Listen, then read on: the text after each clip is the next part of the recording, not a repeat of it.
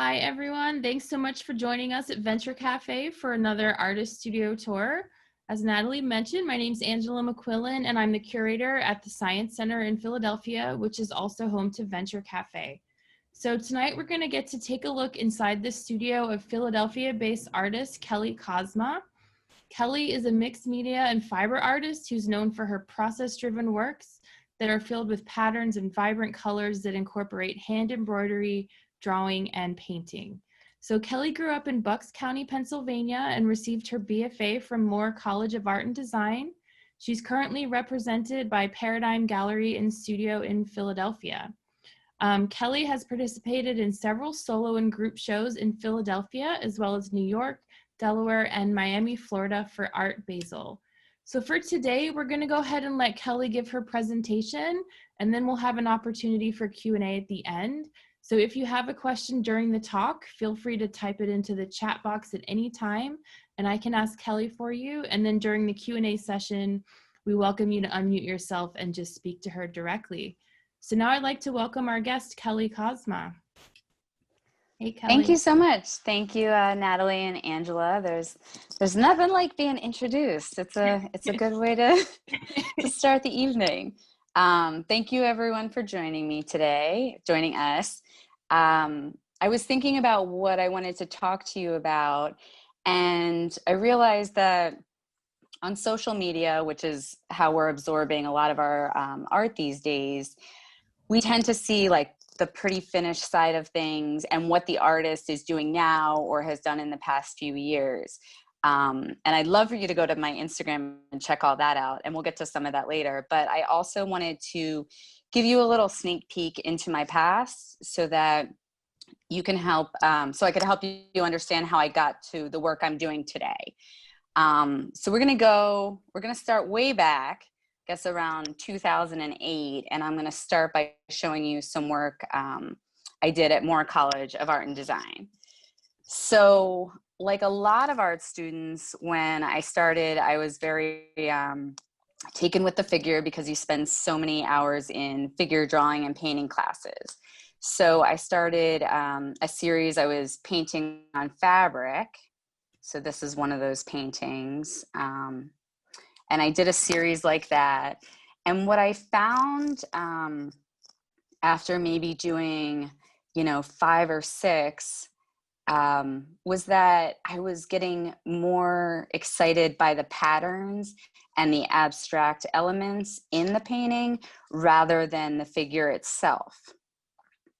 So I guess that was the first inkling that I might want to start, exploring other types of mediums and seeing where I could go from there, because I was just so taken with fabrics and textiles and patterns of any sort.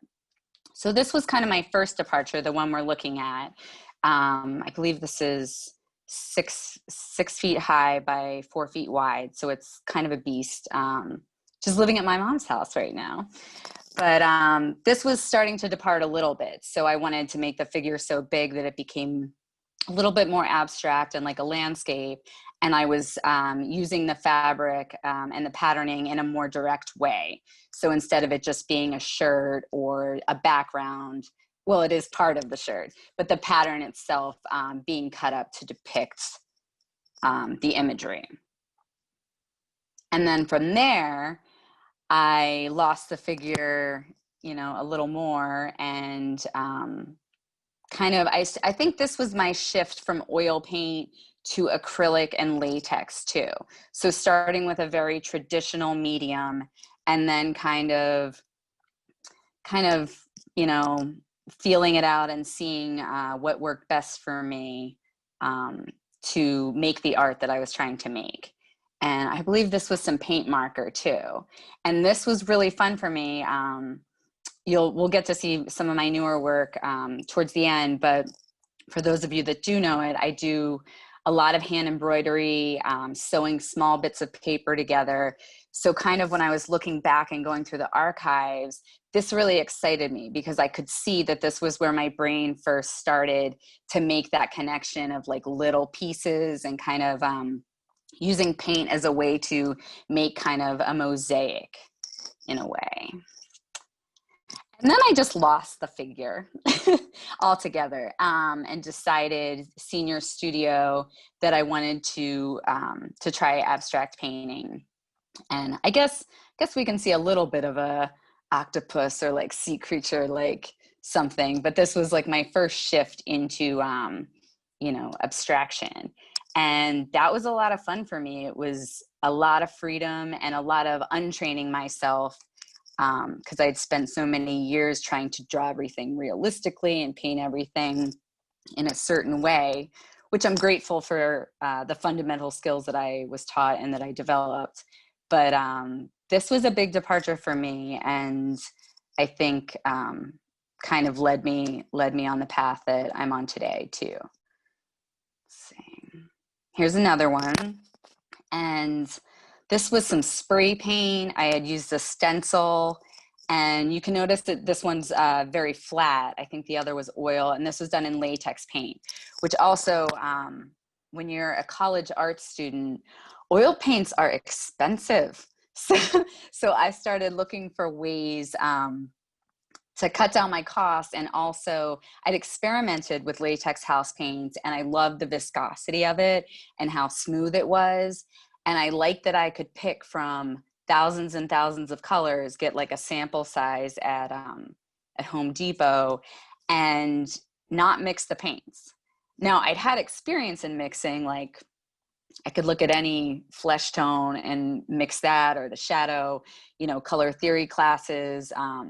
I love them. I loved someone handing me a swatch and being told, like, make this look exactly like this color. But that being said, there was something freeing about just having a wall of paint, having it affordable, and just going at it. So I work with latex paint primarily my senior year, and I still work with it today. If I'm going to use paint, it's either latex or sometimes acrylic. And then this was my senior thesis painting for Moore, and it was 2 canvases put together.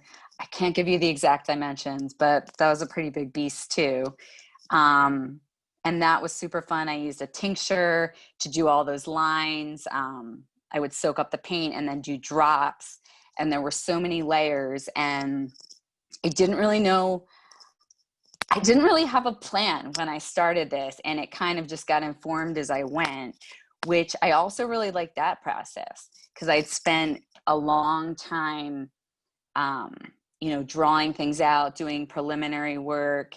And there was something kind of magical about like just putting paint down and seeing what was going to inform the next move or the next layer. So yeah, this painting still holds a pretty special place in my heart. I think it was called Eucalyptus Rust Jungle, which I also have gotten really into titles over the years because I feel like it's a good way to kind of like create a story or let other people add on to the story in their way by hearing a title. Yeah, so let's move along. This is an installation I made when I was living in the city. So I was in the city, just a little background about me, went to school in the city, then lived there for about 15 years. And I'm still very close. I live in Media, which is about 25 minutes or a half an hour out. But in living in the city, and anyone who has done so knows that a lot of times this is what your backyard might look like. So I don't even know that it was our backyard. It was just a space behind our house that sometimes we would go to and drink a beer or sit in. So for a sculpture class that I had, we had to create an installation. So I crocheted over 100 flowers and then hung them on fishing line to try and beautify the space, and then painted the side fence. And this was different too, because I had crocheted growing up. My grandmother taught me at a very early age, but I had never incorporated it in my fine art. And it's so interesting now because, you know, those methods, crocheting, needlepoint, embroidery, things that we've associated with craft for so long and kind of maybe like sloughed off a little are making such a resurgence, and people are doing things in such an interesting way. I know I watched a talk with Caitlin McCormick, and if you guys don't know her, you should check her out. But she crochets a lot of skeletons, and she spoke about, you know, this in a similar way of taking traditional crafts and then finding new and exciting ways to do things. So I think this was the first inkling that, like, I don't have to use oil paints.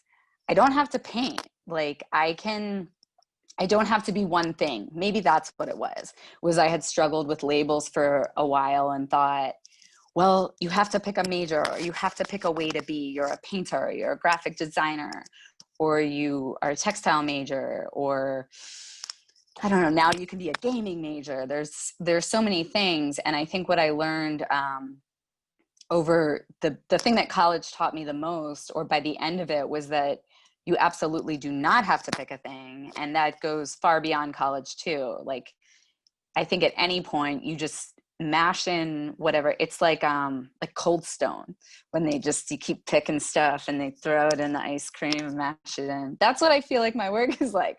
It's like ice cream. I love so that. Yeah, I think you just kind of like take elements you're interested in, and I think it also keeps it fresh, and you can keep learning and adding new techniques that way without giving up the things that you've worked on and the skills that you've already honed. So that was Floating Garden. I also did an independent study where I did a lot of small works, and I think I was still holding on to the figure a little bit, but you can see where I started getting into the embroidery a little bit more. And I've always had a bright palette, but I think this was a shift too, where there was just started being color explosions. And this was another one from that series. And I think I used some leftover fabric from the paintings I had done as well. And then this, I'm just gonna take a sip. This was a piece that I did every year. Moore grants Visionary Women. It's a Visionary Women's Award, and they give it to 2 women in the arts that have made a big impact in many different fields across the board. And I was chosen as a senior to make a special print for the recipients. So this was cardboard, and then I ordered all these wood letters, glued them down, ran it through a press, and embroidered it. And the thing that was great about this, I remember I took a printmaking class with Katie Baldwin, who was a huge influence for me in college too. And I said, I don't really like ink. She said, okay, all right, well, we can work with that. You know, it is a printmaking class, but we'll figure it out. And I think the ink thing was, the printmaking class, I think, was maybe 3 hours. I know it sounds like a long time for those of you who haven't had studio classes, but it goes by fast. So to clean the area, set up your inks, work, and then leave enough time at the end, I think it intimidated me. And there was just something that ink did not jive.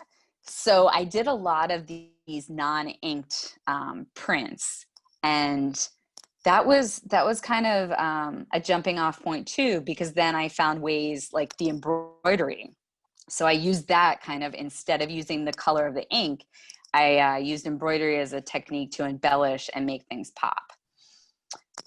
And this was just a, sorry, I'm sorry, what? It's also really interesting how how those letters are kind of a departure point, because there's no color. Yeah.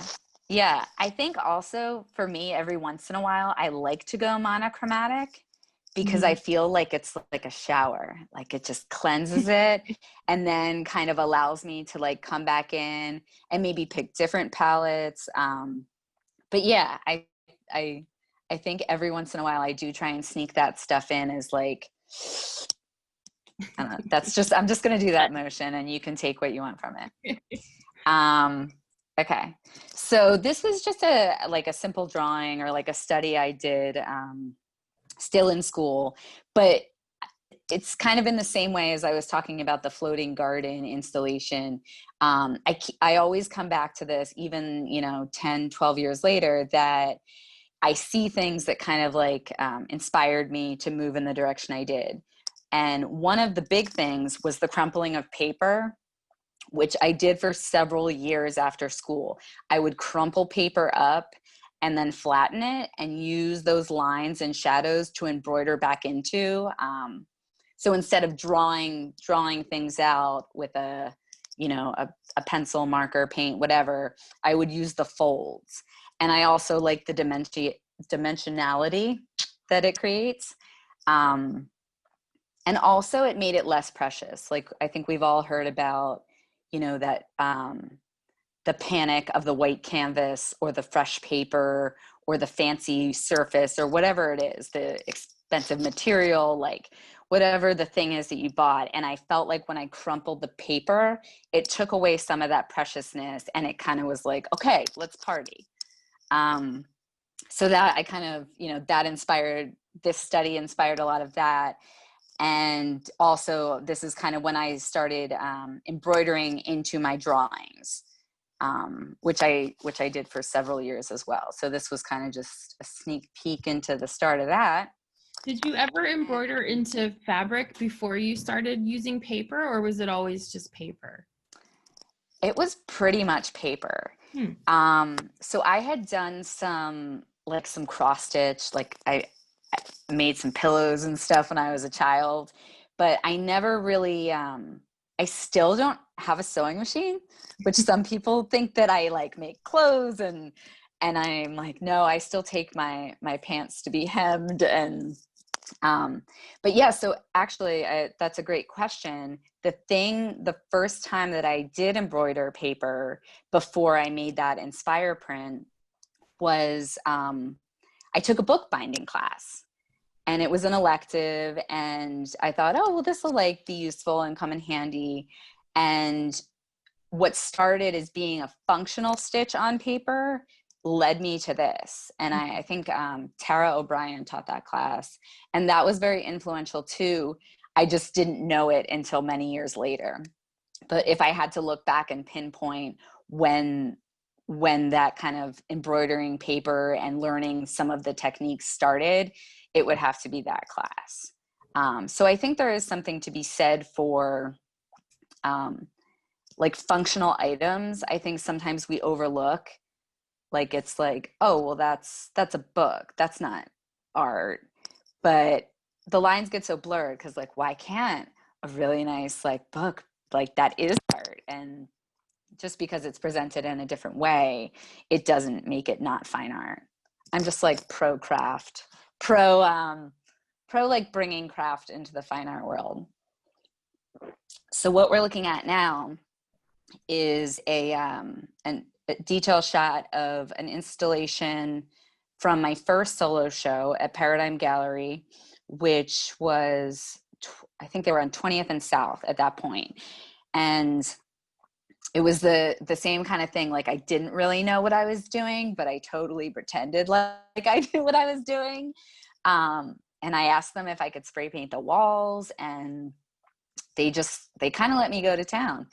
And it was a great experience because I formed a relationship that has gone on for 10 years now. And these are some of the drawings that I crumpled and then would fold flat and stitch back into. So that was kind of this year. I called it the White Frame series, and I did that for a few years. And I would have to, oh, sorry, Angela, what? All right, I was gonna say, we have a question from Susan. She asked, what kind of frames do you use with the rounded edges? Oh, the rounded edge frames were IKEA frames, which were also great for, for starting off. And well, not just for starting off, I think there's a place for all different types of framing in the art world. These were great for me because I was just coming out of college. I didn't have money for custom framing, and these felt like me. I love a rounded corner. They felt a little like late 80s, early 90s, kind of like a little Art Deco too, like throwback. And yeah, basically they were affordable, they were accessible, and I could make the piece, you know, I wouldn't have to factor in framing. So it made it a little bit easier for collectors to purchase. Yeah. So yeah, I those are. love the way your drawings use the mats as well.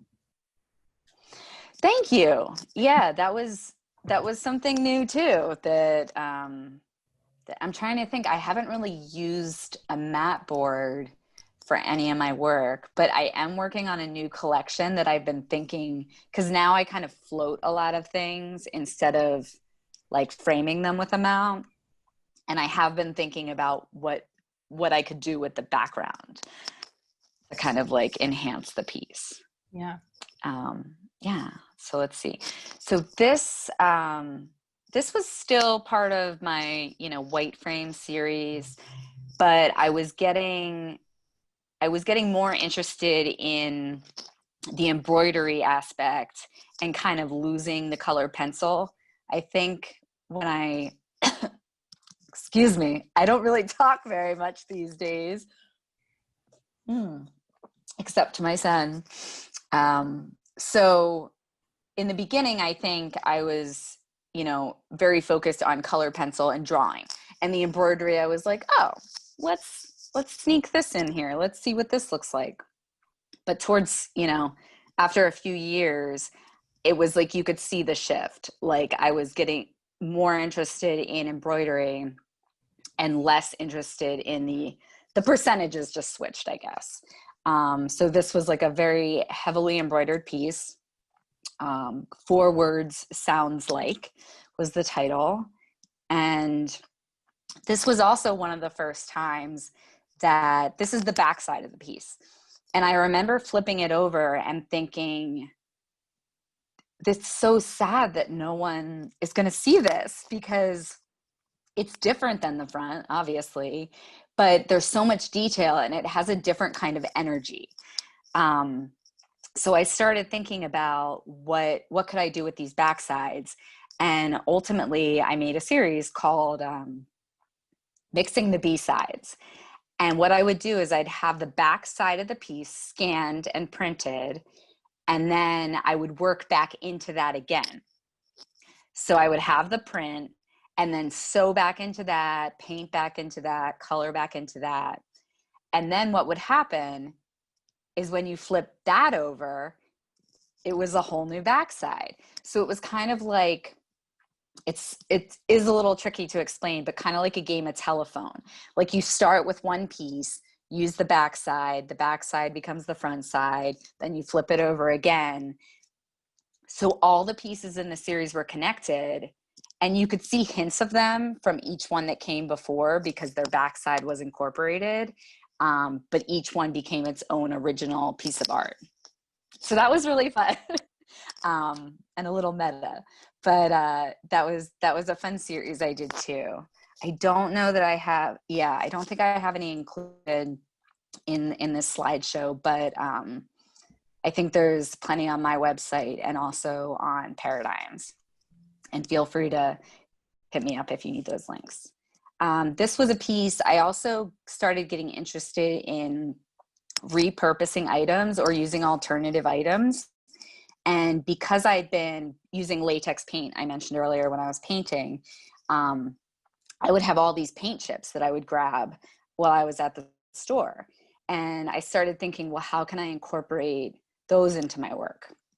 So I did, I think this piece was called So It Grows. And it was a progression from light to dark. And it started off with a certain number of French knots, and each one got bigger. And then there's Swarovski crystal elements in there too that kept adding.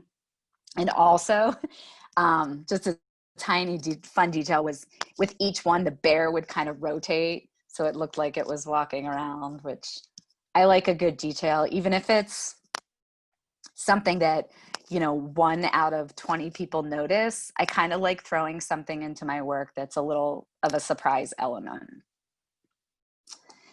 And then moving along, I was still working with a lot of mixed media. This is latex paint, spray paint where the gold is. And then I embroidered on top of it. And I did a small series. I only made 3 in this fashion. I still look at it and come back to it and think I'd like to explore that route a little bit more, because I do enjoy spray paint. That also is freeing. It's a little messy, and it's something I'd like to get better at. So I'm hoping that maybe that's like my next cold stone topping. I'm just going to keep using this analogy the whole time. I love it. So yeah, this was, let's see, maybe 2014 maybe. And this was one of the first pieces that I had down in Miami for Art Basel, which was, I have to say, it was a pretty exciting thing, because we'd been there before, and you hear about it, and you watch everyone vicariously on Instagram. So that was kind of like a milestone for me, getting to send something down there with Paradigm. Then I had, you get ideas, you put them on the back burner.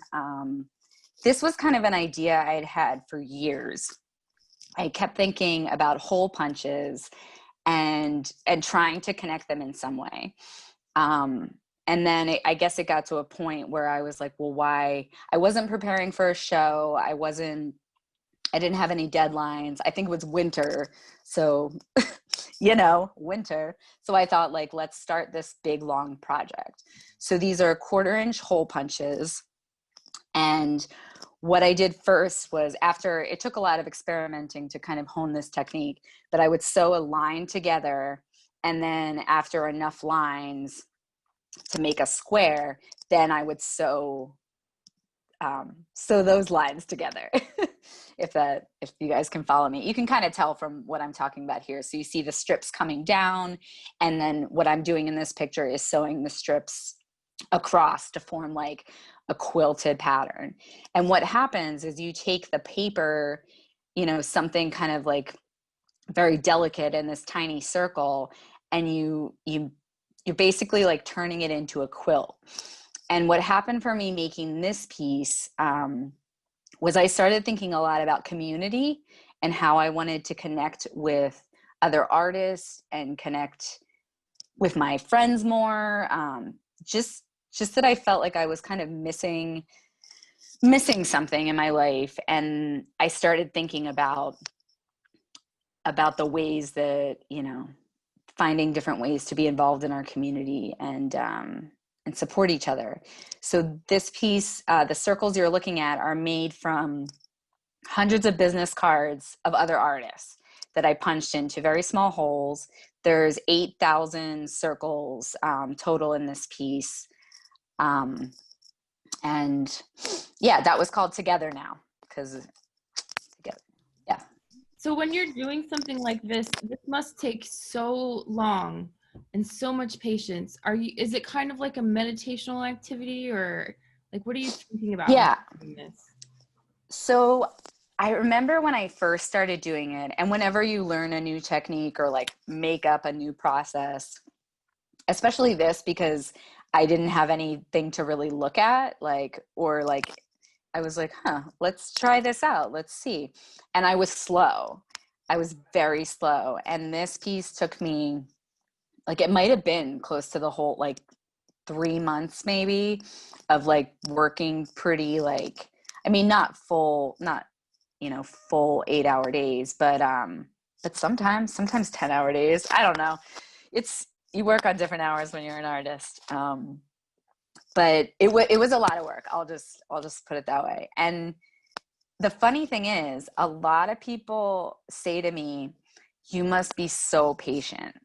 You must just be so relaxed. And I am the exact opposite. I do not have a great deal of patience. I'm very passionate. I have a lot of energy. But patience isn't really, my strong suit or my wheelhouse. But what I have found is, working in this way is what like keeps me grounded. So in my everyday life, yeah, I don't want to paint like a crazy picture. I'm a little crazy. I mean, I'm loud, I'm colorful, but you know, I you know, have dealt with anxiety and depression my entire life. And when I found this form and just embroidery in general, something clicked. And I thought, like, I feel something change in my body when I do this. I feel like I can breathe easier. I feel relaxed. Like any racing thoughts that I had kind of just all focus in, and it does become exactly that. It's a meditation, and it just kind of like allows me to think clearly and have time to process. So it does, you know, it is a labor intensive process, but it has become like a form of therapy for me, and something that I rely on like quite heavily, you know, as a, I guess, a meditation and a healing tool. It's really awesome. And then, thank you. And then this was another piece, hotel lobby. And this was 1/2-inch circles, so slightly bigger. And I also punched holes in some of them. And what you see behind in the bowl are all the punched pieces. And for this particular piece, I used old prints, like test prints. I used like found scrap paper, and I used some metallic bits too to give it some shine. So that's all punched paper. And then in the back, you see stacks of, you know, some of the squares that I have completed. And then to the left, you see a square I'm still doing the horizontal lines and haven't sewn them together yet. And then this is just another detail shot where you can kind of see. And if you guys look closely at the circles, you see the little tiny dots. So I'll show you again in the studio tour, but this is one of my most dear tools. It's an awl. And before I sew any hole, I punch the paper with this. So that's how I get all the holes. It just makes a much cleaner. If you try to push the needle through paper, it's not like fabric. It would just tear the paper. So you have to use an awl or something sharp to punch it first. Here's some more variety of sizes of different holes and hole punches. And then this was an installation shot from another show that I had at Paradigm in their newer space in Queen Village on 4th and Fitzwater. And if you look at the ground and on the table, that's all confetti and punched paper that I made, that I had some friends over. I called it a punching party, but had to clarify that there would be no fight club. It would just be punching paper to make confetti. But what I love to do when I have a show is kind of take over the space, paint the walls, make it, it is about the art. It genuinely is, but I want people to walk in and have an experience and feel something before they even get up close to a piece of art. So I've tried to do that in my past few solo shows, just to give like a fun, vibrant atmosphere. And then that's another shot where you can see kind of the confetti lining. And I think I might have taken this picture out, but there were also giant candy dots lining the window, which I just saw and I was like, yes, we need this. Let's make everyone drool as they walk by. And I thought I would throw this in here because it's super appropriate and everyone should vote and be registered and request your ballot and all that jazz. But this also happened to be a project that I did around that time where I incorporated the punch circles. And I used a lot of the confetti that you saw lining the floor from that show. I saved that and sifted through it, separated all the circles by size, and reused them. And I still reuse them to this day in different pieces. So a lot of these circles were from that show. and vote. It was a whole campaign that Philadelphia did with like 50 artists or something. And these were all around town to show people where the polling places were. And this was a piece that I made, which I might be able to pull it out when we're done the slideshow. And I was in a very transitional period in my life. I had just had a miscarriage, and I was super depressed and took a couple months off from my art, but then kind of remembered that like art is the thing that has saved me, you know, again and again, and realized that, you know, I wanted to make something. It needed to shift. It needed to be like kind of like that palette cleanse. So I bought these like these little kids blocks that look like plus signs, and I played with them for like a week, and then I made a configuration and started painting, just like on, you know, kind of like cheapy graph paper. Painted on it. Then I thought, oh, well, maybe I'll stitch back into that, and then maybe I'll add some of those punch circles into the piece, which I hadn't done a lot of before. So it was a very experimental piece that ended up turning into a whole series. So this was the first piece in that series. So what I did, I ended up using a lot of different patterns in that experimental piece. And for each piece that I made in the series, I extrapolated one of those patterns and made that the main focus. So that's what you see in the middle is the pink and blue squares is what I took from the original kind of template. And this was also where I started getting really heavy on the French knots. For those of you who aren't familiar, the little circle stitches, those are French knots. Your needle comes out of the paper, you wrap the thread around a couple times, you go back down through the hole, and that's a French knot. So that was the first piece. This was another piece in that series, which this was my first experience with neon thread, which I will tell you, it's like silky, a lot harder. That's just like a side note. Just a side note from behind the scenes about embroidery is that metallic threads and neon threads are significantly harder to work with. So sometimes I was just gonna say, I've also noticed they always like the metallic threads like come apart too, you know?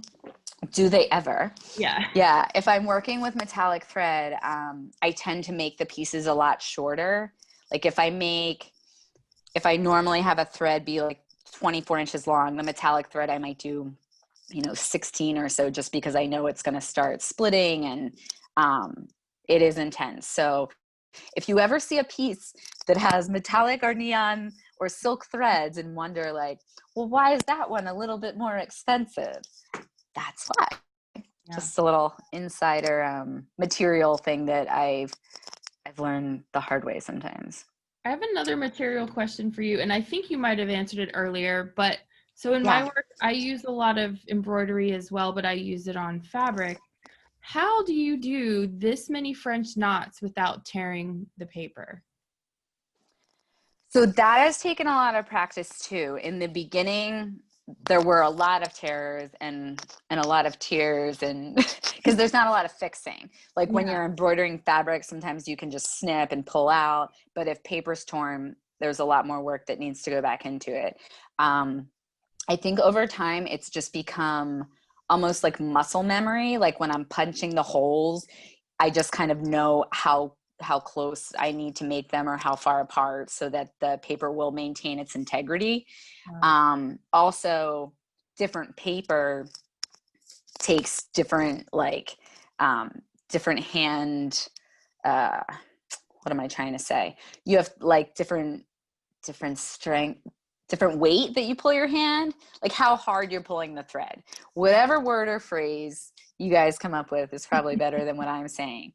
But I did a piece, which I have some pictures of, where I sewed security envelopes back together, which are terribly thin.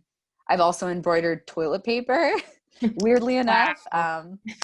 So it's just like finding the delicacy with your hand of knowing like, okay, if I use Bristol board, I can give it a nice tug. If I use toilet paper, I try not to breathe while I'm doing it. You know, it's kind of like experimenting and knowing how hard you can pull. This was another one from that series. One more. Oh, and I love this picture because I feel like I literally gave my art a haircut. And it makes me smile and it makes me laugh. And although I do think like I do have a very serious side and a very emotional side, but I love to laugh and I love to crack myself up. And this picture just, I mean, it does it for me. So I want to share it with you guys. And so if you look at the bottom, Angela, you can kind of see the spacing of, like, I try and keep it, you know, somewhat uniform. Sometimes if I wanted it to be a fuller look, the holes will get closer together. But if I want a nice, even flat look, that's kind of, you know, I want to say maybe about a 1/16 of an inch apart, maybe. That's very impressive. Your skill is amazing. Thank you. It certainly didn't happen overnight. And I don't know if you guys try to ever think about like something in your art or just in life that like you've done. Sometimes I'm like, how many French knots have I made? Like, how do I even begin to quantify that? Like a million? Like there must be a million. I don't know. I think someday I'm going to make like a test swatch to see how many are in a square inch, which I'm kicking myself for not having done that yet. But just so that when I do have a project, I can say like, oh, it's that many square inches. Like that's how many knots are in that. Because I don't know. I always love like a big number to blow my mind in relation to like a work of art. So then after the last series that I showed you, I had a group show with Ryan Beck and Charles Clary at Paradigm in 2016. And I was very pregnant, but somehow it worked out. And then after that, I was preparing for a 2017 show. I started doing more of the sewn paper circles. And I came up with a pattern to make the circles into a giant circle. And I really fell hard for this process. I had done it before. I showed you guys pictures, but I hadn't made a whole series this way. And it was super exciting. And what really happened in this was I figured out what I was like really trying to say. I talked about community. I also realized that I was becoming more enamored with materials, to repurpose materials. Instead of throwing stuff away, I started saving all types of scraps, like food boxes or tags from clothing or postcards from shows or just any scrap of paper or like a weird envelope or something. I would save it. And it felt to me like I was kind of making these like time capsules, and preserving memories for like, you know, future generations to kind of look back. And even though they're, you know, abstracted in a way, it's still taking materials and they give off a vibe of this time and what I was thinking or feeling. And I also in that show did a piece where I used googly eyes. Now that is the flip side where these are not repurposed. And maybe it was a balance thing for me. Maybe I felt like I'd used like 90% repurposed papers and part of me just like screamed every time I saw them. I was like, Google eyes, Google eyes. And that was weird because to connect those, I mean, not weird. Who doesn't love hundreds of Google eyes? But it was hard because not only were you going through 2 layers of plastic with the awl, and you had to make sure not to rip or tear the first layer so you could get down to the second layer. And then you also had to make sure that when the needle came through, you weren't ripping the plastic. But I mean, this was a beast, and it was hard to do. And I don't know. I thought about doing it again. It was intense, but I think worth it, because it looks like colorful bubble wrap or something. It looks amazing. Thanks. This is just another process shot. These were also repurposed materials I saved. You guys know when you have like a food box or a tissue box or whatever, and then on the bottom, it's they have like a CMYK color strip, which is all the colors that they use to print that box. They do like a test strip, to test the colors or to show what colors are in the box. So I thought those looked so cool and saved them for months and months. So that's what this piece was made from. And this is just kind of showing you the assemblage of one of those larger circle pieces. So it's broken down into about 21 squares and then smaller pieces on the edges to make up the circle composition. This is the CMYK piece. And as you can see kind of from the way I'm holding it in that picture, it has a very fabric-like quality. So you're taking like paper, which is normally somewhat rigid, and creating like a kind of like a fabric out of it. And that's what it looked like framed. So I used plexiglass frames to sandwich them. And how I talked about it in my artist statement for this collection was I kind of saw them like a droplet of blood, like when you have a slide, 2 slides, and there's a droplet of blood. I kind of saw it that way, like these were all different memories. I mentioned like preserving memories. And I like that you could see through it. And I like the shadow qualities too, which is something I've been trying to play with more and more in my work. So you can kind of see a little bit on the edges and at the bottom, those shadow qualities. And this was another one. This was also made of that confetti that was on the floor. This was made from a beer box, High Five IPA. If there's any fans out there, we might have had to have like a case or 2 to accumulate these, but all for the good of art. And then I mentioned earlier about stitching on the security envelopes. So this was a piece that I had started making, I guess, early 2016. And then after the election, I had a lot of feelings. And I think everyone was just going through how do I want to phrase it? Transition, some harder times. But basically what I wanted, without getting super political, I kind of felt like I wanted to make this piece big, and I decided I wanted to make a security blanket because it's made up entirely of security envelopes. So just in case anyone isn't sure, you get a bill, or it's the envelopes with the patterns on the inside so that you can't see through it. And when you start looking, you notice that there's like crazy, oh, wow, I just looked up at the clock. I'll speed through. Sorry, guys. I'm really getting taken with my own. You're doing great. I'm really enjoying this. Okay. So I'll speed ahead a little bit because I do want to take you a quick studio tour. So this was kind of the security blanket, and that's it hanging in its full entirety. These are some more from the show. I'm speeding up now because I wanted to give you guys these were words that I had people submit that were their own security blankets, things that gave people comfort. This was the needle that I used to make the entire security blanket. And this piece is still like very important to me because I think the little things always add up. And when we don't think we're making a big impact on the world, don't think of it as huge gestures. Just think of it as little things that we can do every day to make change and impact. This was a setup when I was in transition of houses and moving. Another stack of sewn circles.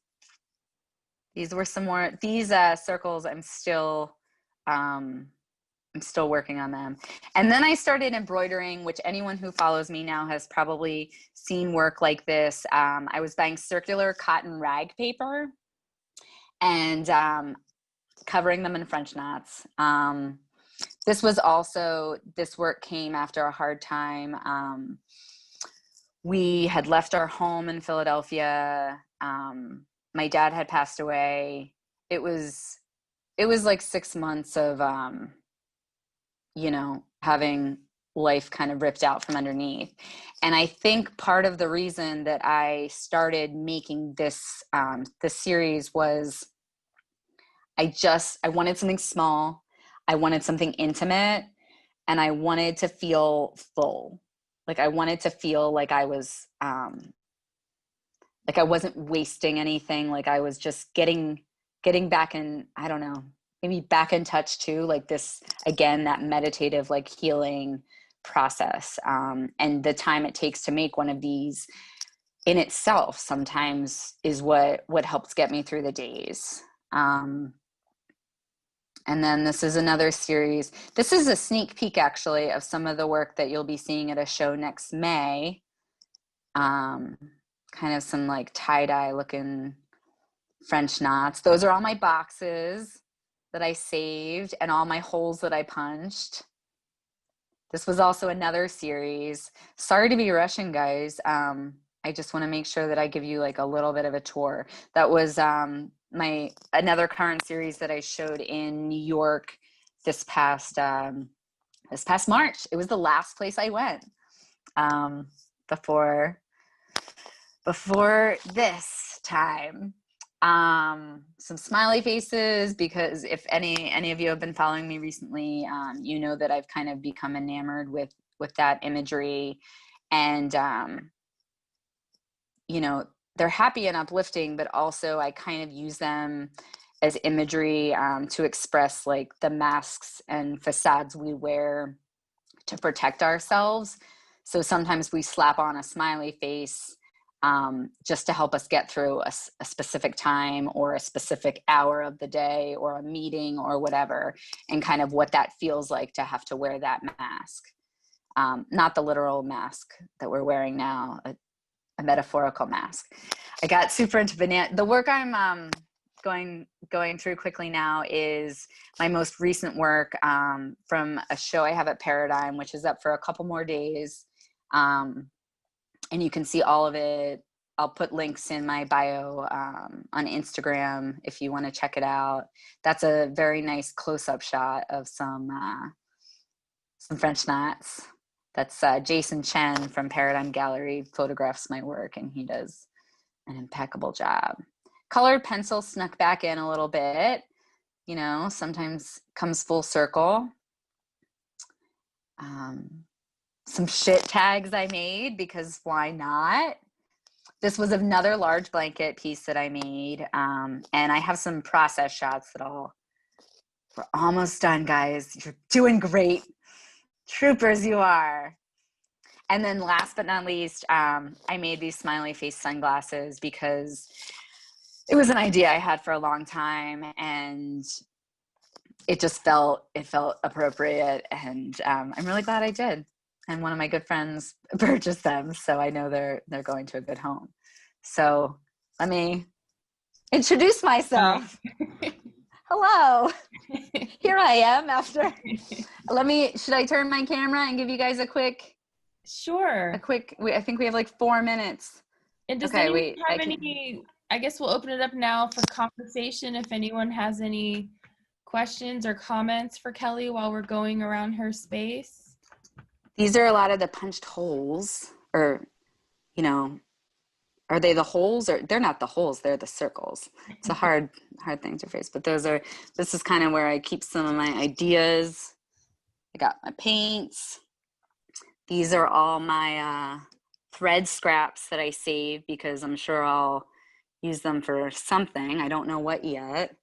I get to look at this every day by Amber Ella. Super psyched to have that installation in my studio. This is where I keep a lot of my materials like boxes from foods and stuff. These are these are from individually wrapped toilet paper that I'm gonna do something cool with. And just this is kind of a view from this side. That's where I was sitting. My standing desk, which I've fallen in love with. Nice. You know, and I had some work to show you guys, but I don't know. Are we gonna lose? Am I gonna lose yet? No, go ahead. Okay, let me turn back around. Why don't I show you some of the pieces that I went through really quickly? See. Okay, so I'm still kind of finishing these pieces up, but you can see a little bit on the back too. I do the pencil drawing on the back and then embroider it. Put the color pencil down first.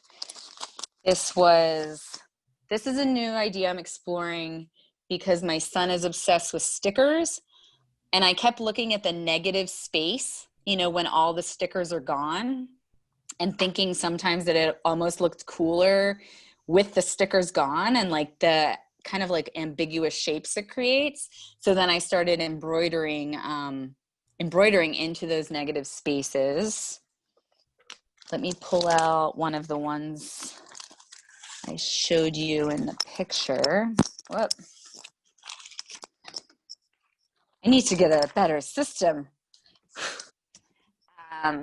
This was a piece that I made that has cork embedded in it. And that was from our first New Year's in our new house. So I saved that cork. And so kind of hard to see, but or cava, not champagne, sorry. But those are some like cork bits. And this was one of the first ones that I cut into too. So there's some holes. But I did that again with the sunglasses. So I had a little experience. I'll show you another one that I don't know if I've showed anyone this. I may have posted it. Whoops.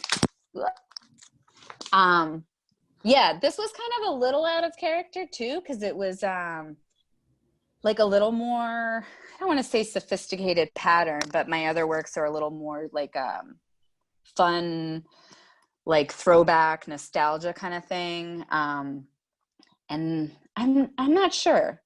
Like it came out of me, and I'm also been trying not to limit myself, because I feel like now's the time to go for it. Like, I feel like being home for 5+ months and kind of things we're experiencing right now. It's like, what are we being precious about? Like, let's just have all the ideas and then curate them at the end or edit them at the end. I showed you some of the, this is like one square. You kind of see how fabricy it is. And I have, this is 50, and then I have 50 more. I haven't decided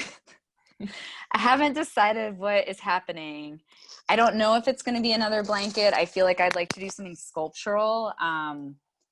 I would love at some point to create almost like a cylinder, like tent structure that you could walk into and kind of just sit and like rest and have, maybe there's like a time limit or whatever, how long each person can go in, but you can have your like alone time, like a meditative cylinder tent thing.